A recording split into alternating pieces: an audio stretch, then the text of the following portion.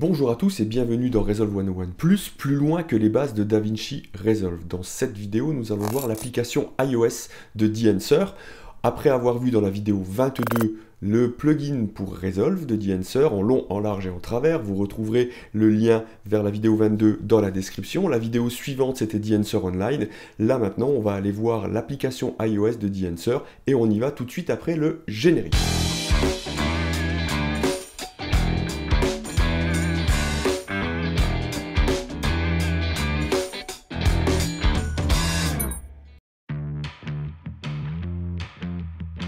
Donc voilà, après avoir téléchargé l'appli The Answer, une fois qu'elle est lancée, ben voilà, ça nous écrit que pour démarrer, il faut downloader les films, en tout cas les profils, et donc on va cliquer sur le bouton télécharger les profils et on charge les 88 mégas demandés.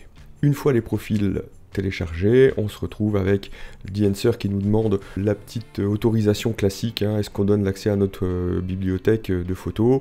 Eh bien on va à vous de faire le choix, mais si vous ne donnez pas l'accès, vous risquez d'avoir du mal à charger des séquences dans The Answer pour iOS.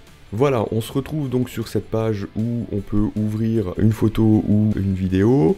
On a ici un petit bouton i tout en haut à gauche. On voit qu'on a sur ces menus tout en haut un guide de démarrage rapide. On a la page du support, on peut laisser une review, son avis, on peut partager l'application sur l'App Store, etc. Donc voilà, on va pour l'instant fermer ce menu et on va aller voir ce qu'il y a en haut à droite sous le petit bonhomme. Petite icône, et bien voilà, on peut re-signing. Alors, ce que je comprends pas, c'est que techniquement j'avais signé, donc je vais essayer d'y retourner pour voir. Bon, visiblement c'est bon, on va cliquer sur Open, ouvrir une photo ou une vidéo et on va voir ce que ça donne. Là, alors ce que j'ai fait pour qu'on puisse faire toujours le comparatif avec ce qu'on a vu avant dans les vidéos précédentes de Resolve 101 Plus, c'est que j'ai téléchargé à nouveau la vidéo de ce fameux panorama là, quand on fait play, c'est le panorama que vous connaissez maintenant, pour voir un petit peu ce qu'il nous fait dans le The Answer. Voilà, c'est ce panorama. Donc ici on voit aussi que on a les presets, là, en bas, voilà, avec les noms, les différents types de pellicules. On a toujours ce fameux Kodak, on va aller le chercher. Voilà, je vais cliquer dessus, et hop, il l'applique directement sur mon preset, là-haut. Si je reste appuyé sur ma vidéo et que il va me mettre la version originale, dès que je lâche, il me remet le preset qui vient d'être appliqué. C'est assez intéressant ça, parce qu'il suffit de laisser son doigt appuyé sur la vidéo, pour que, vous voyez, là j'appuie, je mets le doigt appuyé sur la vidéo, et quand je lâche, hop, on voit que on passe en version originale, et avec le preset activé. Tout en haut à gauche, la petite icône en forme d'onde, quand on clique dessus, on voit un histogramme, c'est intéressant. Voilà, et quand on clique, on passe en waveform, et on revient en histo, voilà. On a évidemment les boutons revenir en arrière et retourner vers l'avant, la dernière opération. On a toujours au milieu ici un accès vers notre bibliothèque photo et vidéo. On a le bouton d'exportation à droite et un bouton d'édition. Donc là j'ai mis un preset, le Kodak Vision 3250D, et puis si j'appuie sur Edit, je vais pouvoir éditer ce preset. On a l'exposition, contraste tonal, la saturation, on peut baisser la sat. Voilà, on se retrouve carrément en noir et blanc, on peut la remettre. On a la densité de couleur, le double tap remet à 0. Voilà, on a une cible blanc. Voilà, on vient un peu plus jaune, un peu plus bleu, on le voit bien à l'écran. Voilà, plus jaune. Si on double tap, on revient à 0. Puis ici on a une option de limiter le range analogue ou pas, donc on voit bien, ça fait des petits changements. On a un menu en bas qui nous permet de venir cropper notre image, voilà, avec toujours des options de rotation, etc. On a un bouton source sur lequel on peut monter l'exposition ou baisser, la température de couleur, la teinte, le defringe et le defringe radius. Voilà. On a à nouveau nos presets de film, on a notre preset de développeur, exactement de la même manière qu'on l'a sur le plugin de DaVinci Resolve. Donc là, je vous invite à retourner voir dans le plugin Resolve, dans la vidéo 22 de Resolve 101 Plus, comment ça fonctionne. On a des outils de compression, on a des outils d'expand avec un point noir, point blanc, le color mode. Tout ça, ce sont des choses qu'on retrouve dans la version plugin de DaVinci Resolve. le print on en vient de le voir, le color head, voilà, le film grain, le grain qu'on va pouvoir appliquer sur notre séquence, et à chaque fois on peut faire défiler les menus et on peut bricoler tout ça. La halation, le bloom, la vignette, je n'y reviens plus, on voit tous ces réglages dans Resolve 101+, dans la vidéo 22 sur le plugin d'Enhancer, puisque là on retrouve exactement les options du plugin qu'on trouve, le film damage aussi, avec la poussière, Dust Enabled, là ici, voilà, on peut l'enlever ou la remettre. On va avoir les cheveux, les enlever, les remettre, et on va avoir les scratchs, les enlever et les remettre.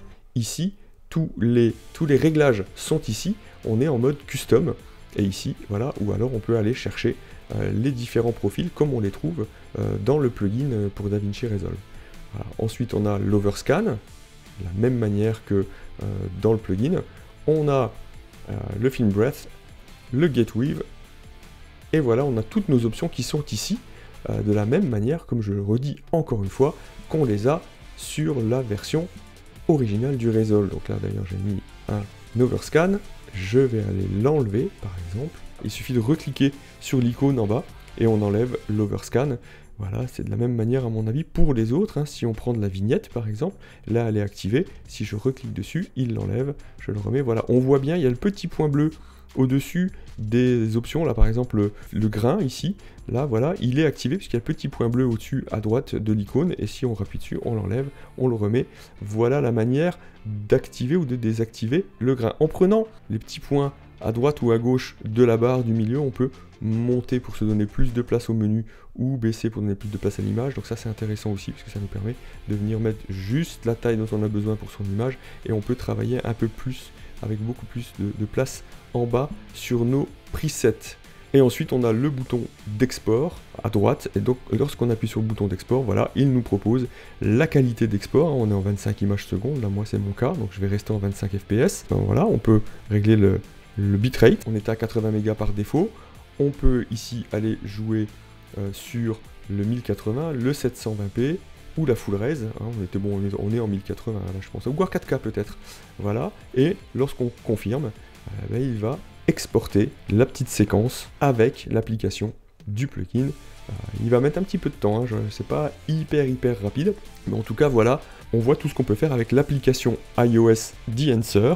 Intéressant puisque finalement on peut faire la même chose qu'avec le plugin qu'on a dans Resolve, donc coloriser ces séquences en mouvement, en mobilité, lorsqu'on n'est pas devant son Resolve et qu'on n'a pas accès au Resolve, ça peut être intéressant, ne serait-ce que pour montrer le résultat à un client ou avoir nous-mêmes le résultat tout de suite sur le tournage, voir un petit peu ce que donnent nos images quand elles sont tournées, ça peut être intéressant. Voilà, je crois qu'on a vu le d'Enhancer en long, en large et en travers avec le plugin dans Resolve, le d'Enhancer Online et l'application iOS. Est-ce que je vais utiliser le d'Enhancer ? Je vais essayer en tout cas, je pense que je vais coloriser la totalité de mes prochaines vidéos avec le d'Enhancer pour voir un petit peu si ça va m'amener vraiment soit de la rapidité, soit un look, quelque chose de nouveau que je n'avais pas jusque là, voire les deux, pourquoi pas. Cette vidéo que vous regardez là, elle est maintenant colorisée avec d'Enhancer, et puis voilà, on va voir au fur et à mesure, peut-être qu'on s'en reparlera plus tard dans d'autres vidéos. En tout cas pour l'instant on a fait le tour. Et à très bientôt, montez bien, colorisez bien, et on se retrouve dans Resolve 101+ très vite. À bientôt.